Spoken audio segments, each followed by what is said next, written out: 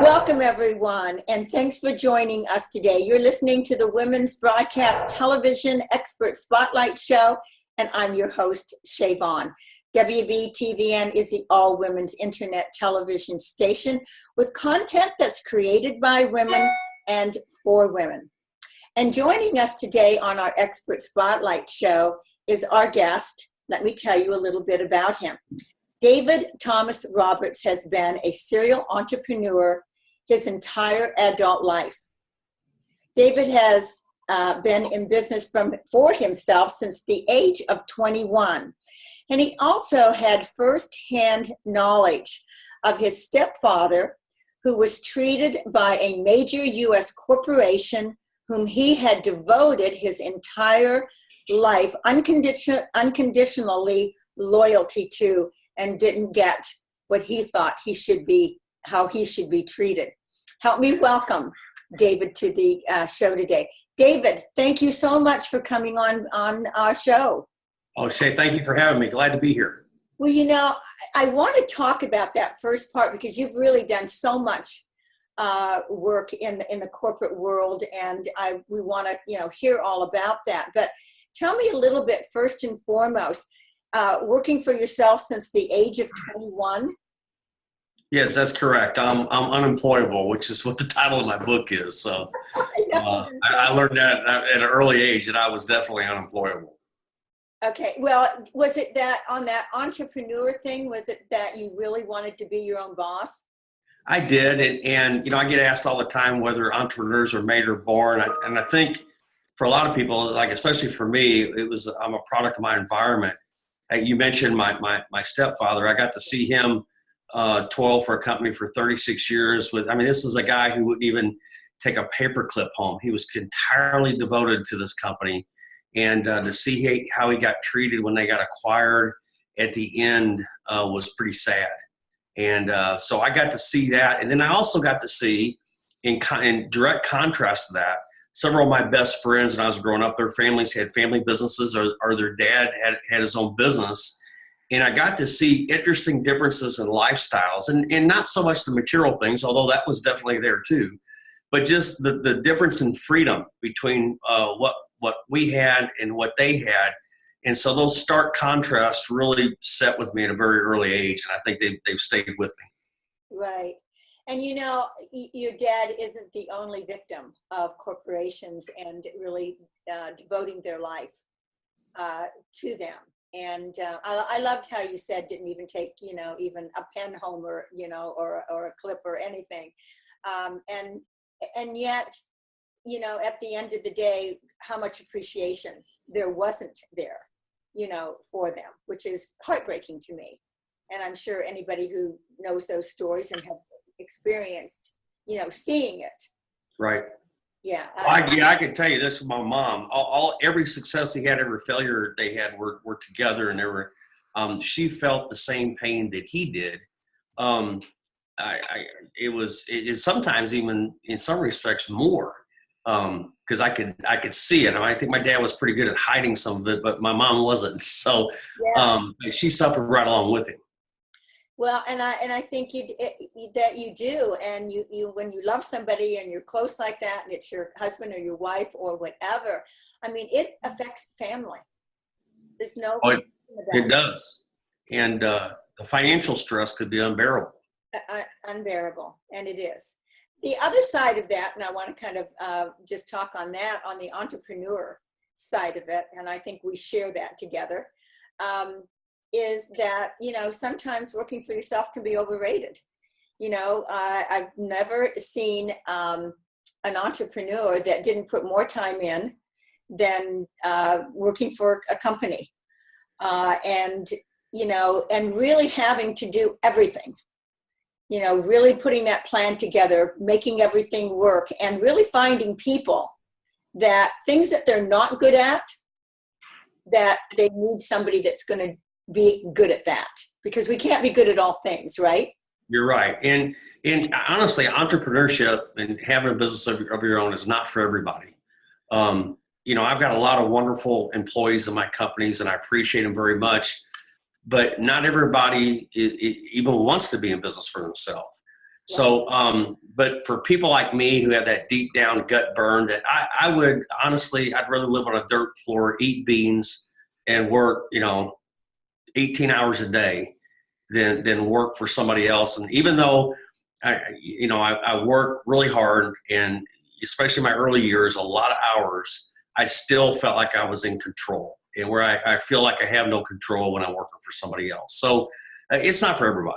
It's not for everyone, but it sounds to me like, since you've been working for yourself since you were 21 years old, obviously, that you had a lot of discipline, because it takes a lot of discipline as an entrepreneur to, manage your time, accomplish the things that you want to, and really reap the rewards because of that. Well, there are definitely sacrifices. My first business, I was in the freight business, and I was so busy during the week that I couldn't get our billing out. So I had to come in on the weekends just to be able to invoice our customers so we could keep cash flow going. So, when you're in business for yourself, you're going to do whatever it takes. And it's everything. I've swept out our warehouse, to invoicing the customers, to taking customers out to lunch, to you just have to be willing to do whatever it takes for the business to be successful. I was reading up on you, and I know that one of the things that it said is that you always challenge the status quo. And and I do. Yeah, and you've actually, because of that, you were dubbed, the renegade capitalist. Right. Just because something's been done something the same way forever doesn't mean it's necessarily the right thing to do. And when it comes to entrepreneurship, I always ask people all the time, a lot of people are looking for the next big thing. I spoke at a major university here in Texas at the MBA school, and they're all, I think they're judging success on how much money they can raise from private equity groups and, developing the next iPhone. But seriously, things as mundane. And the example I use in my book is a dry cleaners who solved a problem that I hated. I hated picking up and dropping off dry cleaning. It just drove me crazy. I hated it. I didn't want to do it. My wife and I would argue who had to do it.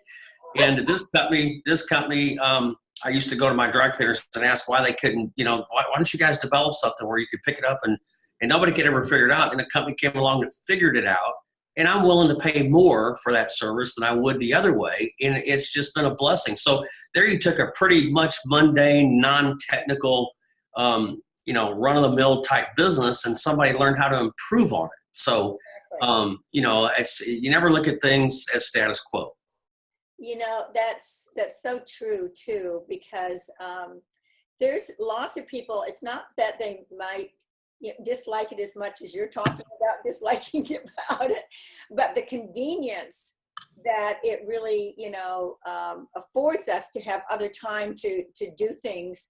It's just like one of those chores that, got to go to the cleaners, and then you get there and you remember something that you're picking up something, but you forgot to bring what you wanted to drop off. It's always right. Like, but when they're kind of coming and knocking on your door, they don't really charge that much more. And people are willing to pay that extra for the service. And that in itself is a business that I look at, like really servicing, people that are busy, that, are looking, to have that extra time and to have somebody come to their door to do it with. So I totally agree. One of the things about, tell me a little bit about college, because I know that you can't learn entrepreneurship in college, that's for sure.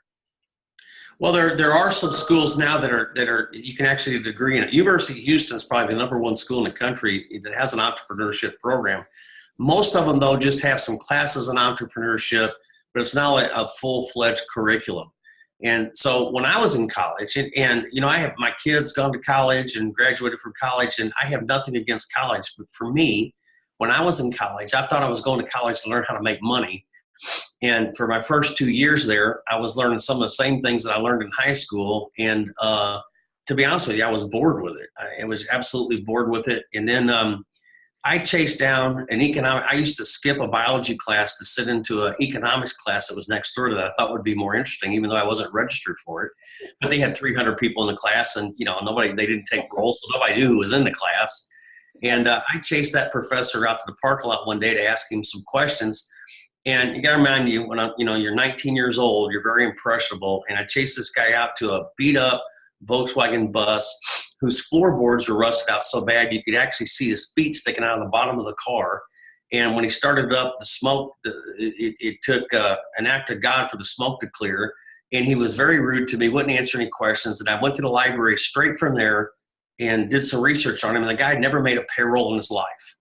So that was one of the first lessons I learned, is that if you want to know something, go ask somebody who's done it.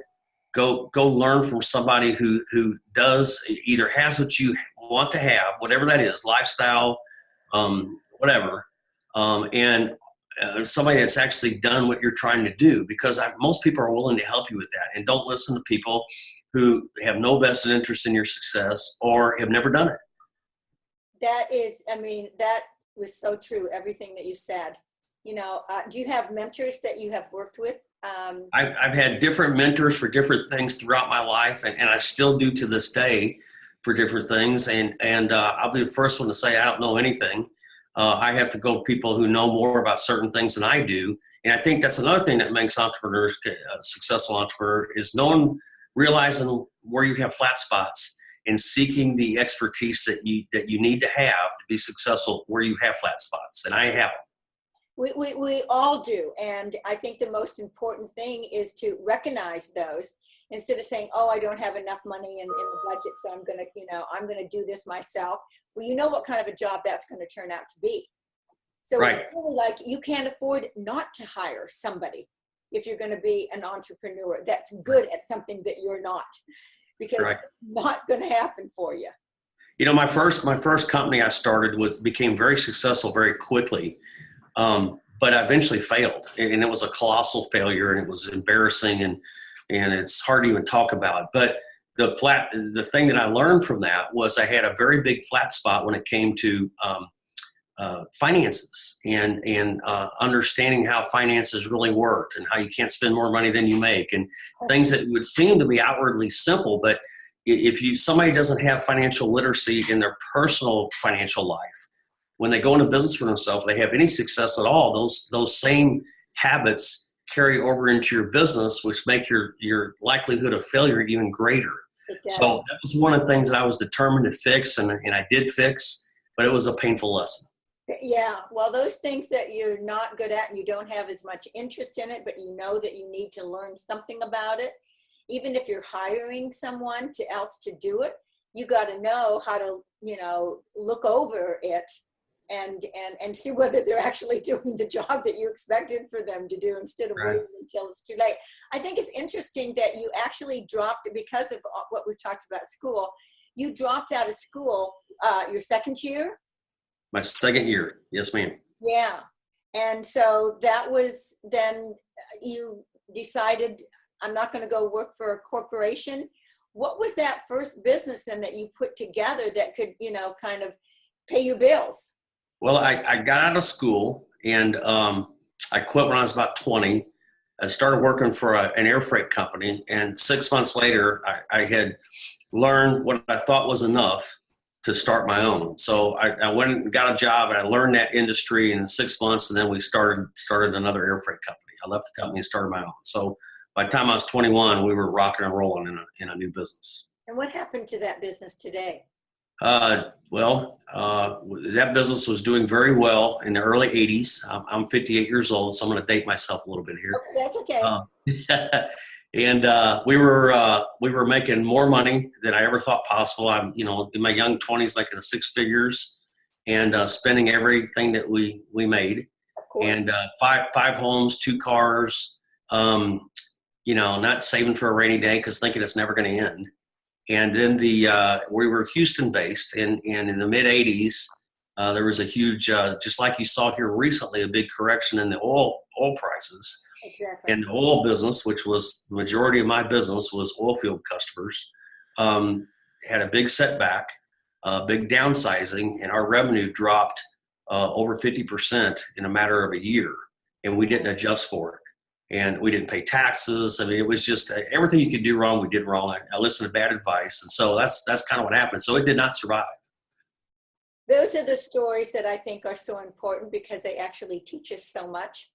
And so, and that's actually what happened to you, because you went on and built another business that was very, very successful. Tell me a little bit about that. I did. I will tell you that the day after the other company failed, I started another air freight company.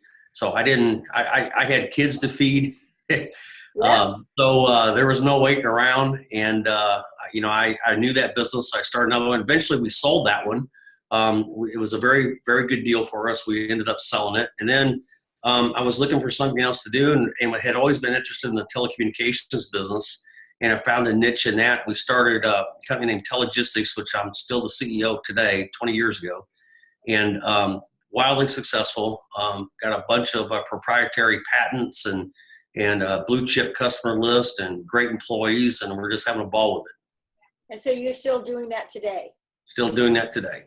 Wow, that's amazing. So let's talk about your book.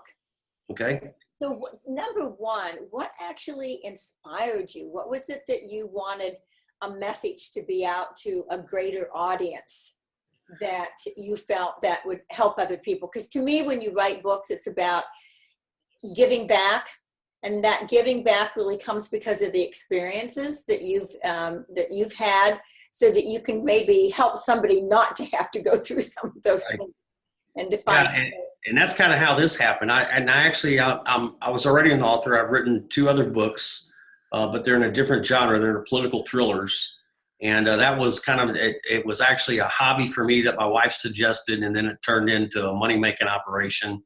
And then eventually we started our own publishing company from it. So we also have a publishing company. But the business book, Unemployable, came about because my youngest son, Tanner, had just graduated from Texas A&M University. And the whole time he was going through business school there, he would say, Dad, I'm not hearing any of my professors talk about the things that you talk about over the dinner table about business, because I always talk to my kids about business.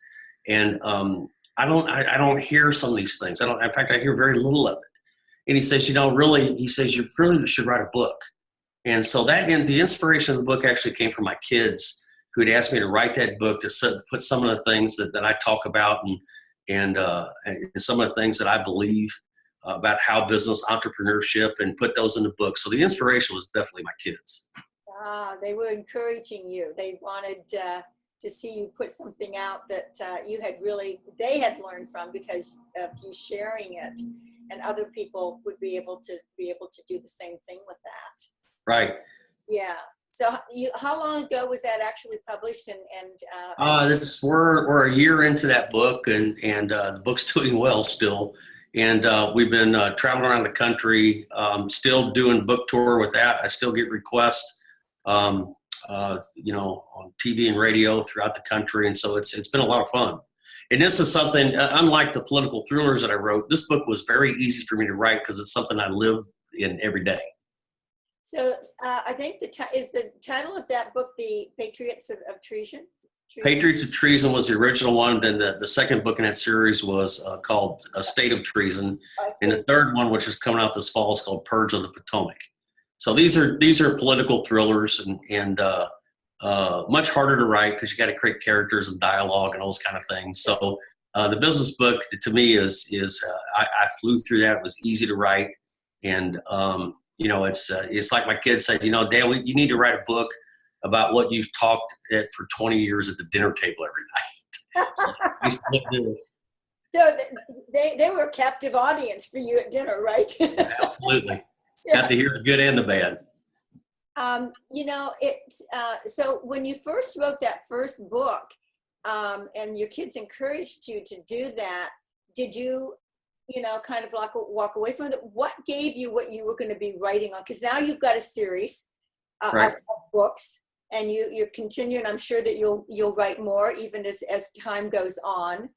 And would you really kind of talk about these as far as a legacy of your life?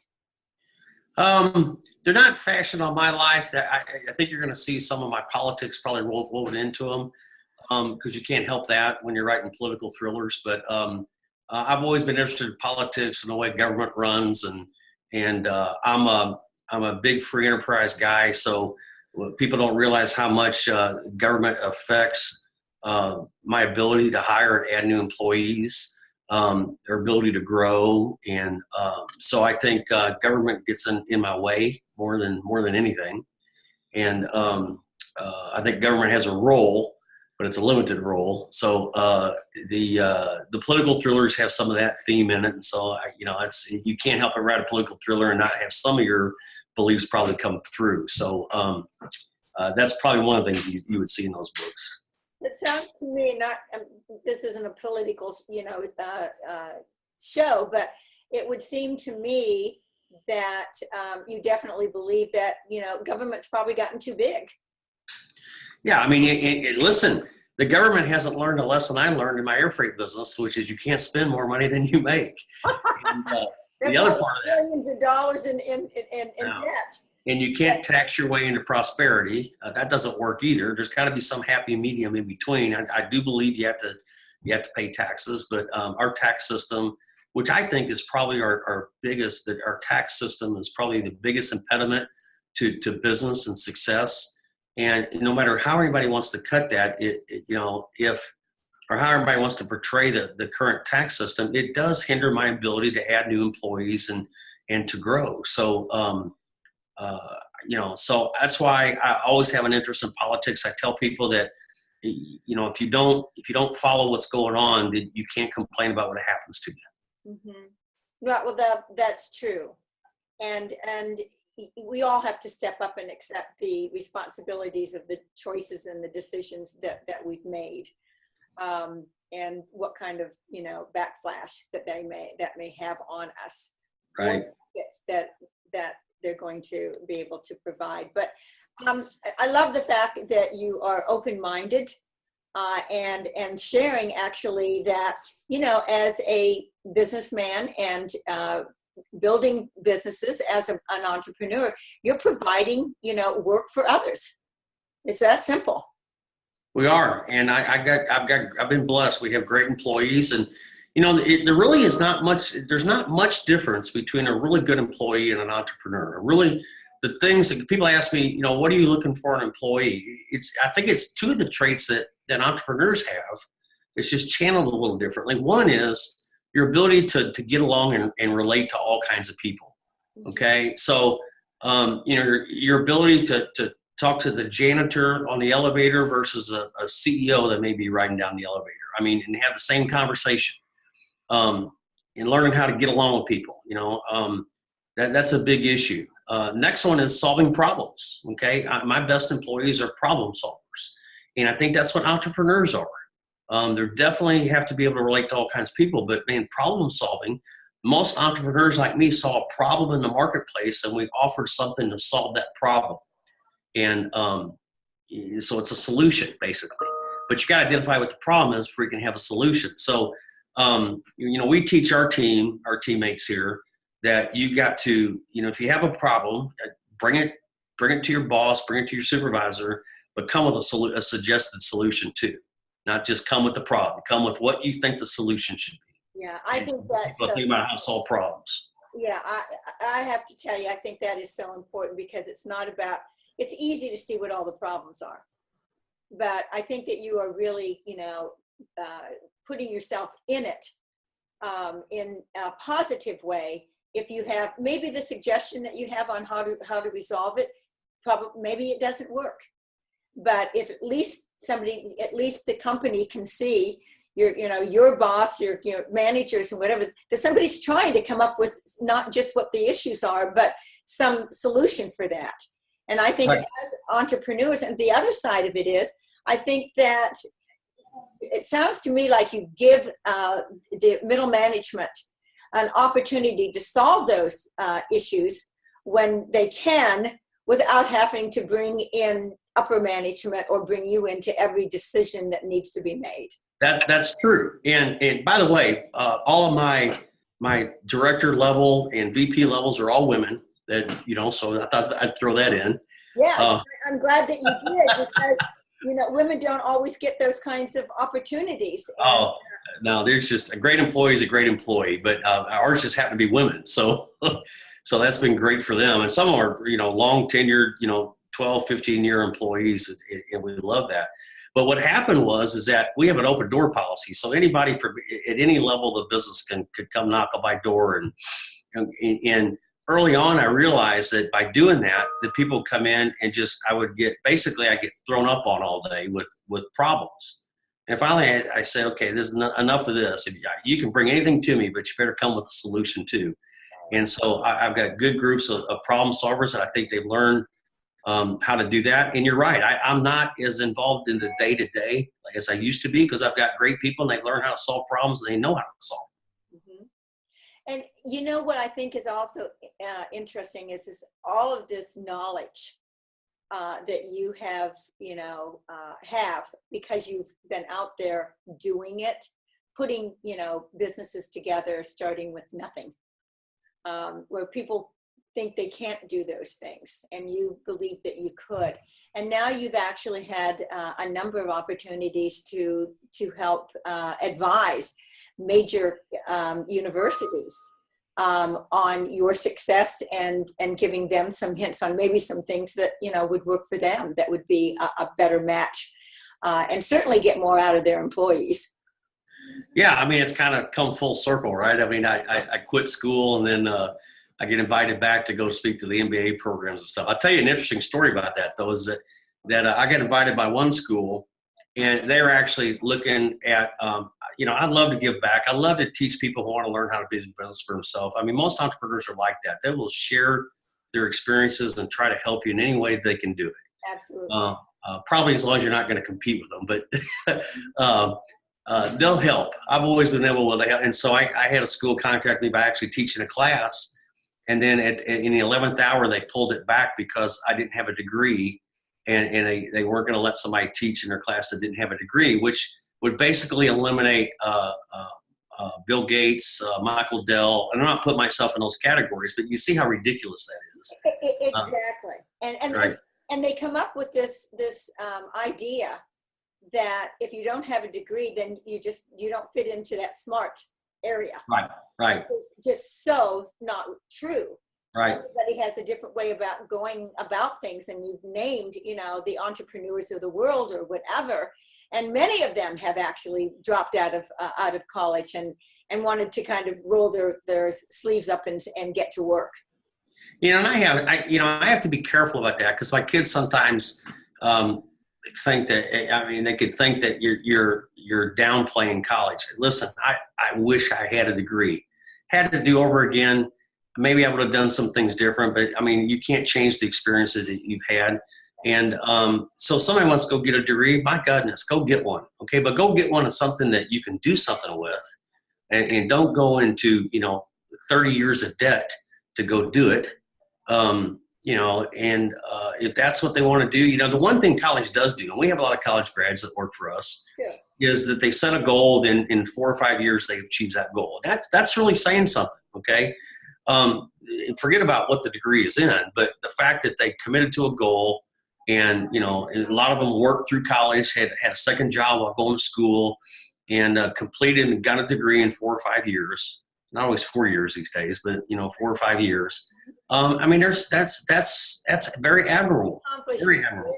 Absolutely. Right. Here's the thing that isn't, and that is that so many kids that are out of college now, thinking that they were going to get jobs, just even get jobs, even if it wasn't paying them a lot of money to start with, they have that hope that they're going to be able to climb that ladder, right?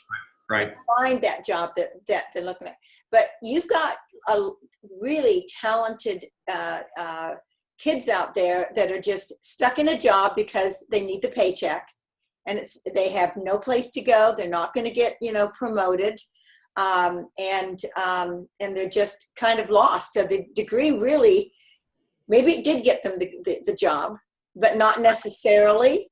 And I think there's, that's what really kind of takes corporations and makes them into, where they fit as far as how they help their employees, what they do for them. They're either like, it's my way or the highway. And you've got kids sitting in that. Or you've got something in between there where, okay, maybe middle management, isn't going to steal all of their ideas. and let the boss think that they came up with it. And then you've got, world awarding, companies that truly do care about their employees and do give them the opportunity to voice their opinions and learn through all of that about how to really service and be productive for what they're doing. And you just reminded me of a conversation I just had last week with a 32-year-old woman, single woman with 2 children, who gets up every morning, drops them off at daycare, then drives to downtown Houston, takes her over an hour to get to work. Wow. In a job that she doesn't like. And, wanting to know how to go in business for herself. And the first thing I always ask people, I said, so what is it you love? What do you love to do? Because I want to find out if they have something that you can monetize somehow. Right. Okay. Sometimes you can turn a hobby into a business. Most of the time you probably can't.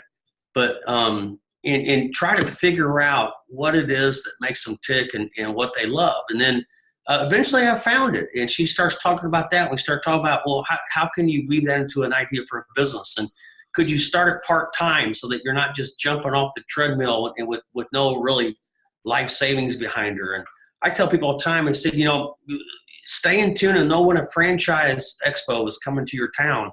And just go and spend the weekend at the franchise expo and look at every business and find something that you really like. I didn't dream of being in the air freight business when I first started it. My dream was to be in a business for myself and to have the freedom that I want to do. That was just the vehicle.